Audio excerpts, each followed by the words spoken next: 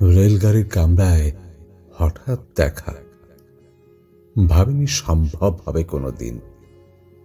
আগে ওকে বারবার দেখেছি লাল রঙের শাড়িতে, ডালিম ফুলের মতো রাঙ্গা। আজ পরেছে কালো রেশমের কাপড়, আঁচল তুলেছে মাথায়, দোলন চাপার মতো চিকন গরু মুখখানে ঘিরে।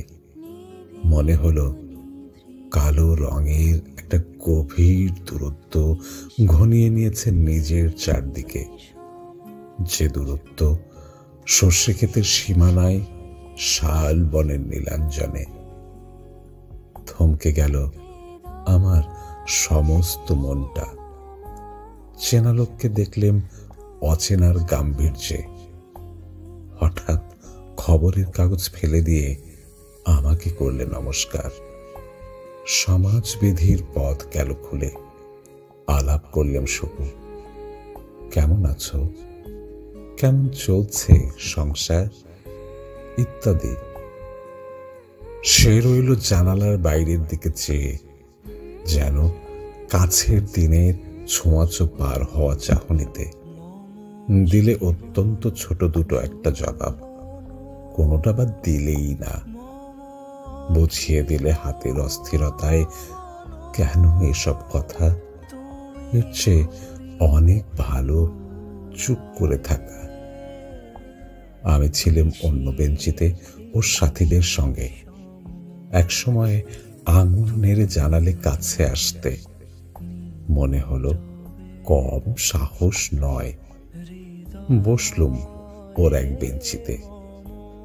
গাড়ির আওয়াজের আড়ালে বললে মৃদু স্বরে, কিছু মনে করো না, সময় কোথা সময় নষ্ট করবার। আমাকে নামতে হবে পরের স্টেশনেই। দূরে যাবে তুমি, দেখা হবে না আর কোনোদিনই।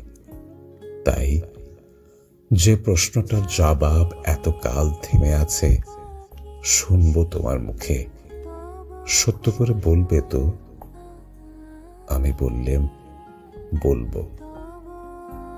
বাইরের আকাশের দিকে তাকিয়ে শুধলে আমাদের গেছে যেদিন, একেবারেই কি গেছে, কিছুই কি নেই বাকি।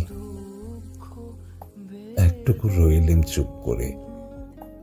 তারপর বললেম, রাতের সব তারাই আছে দিনের আলোর গভীরে। খটকা লাগলো, কি জানি বানিয়ে বললাম নাকি। ও বললে, থাক এখন যাও ওদিকে। সবাই নেমে গেল পরের স্টেশনে। আমি চললাম একা।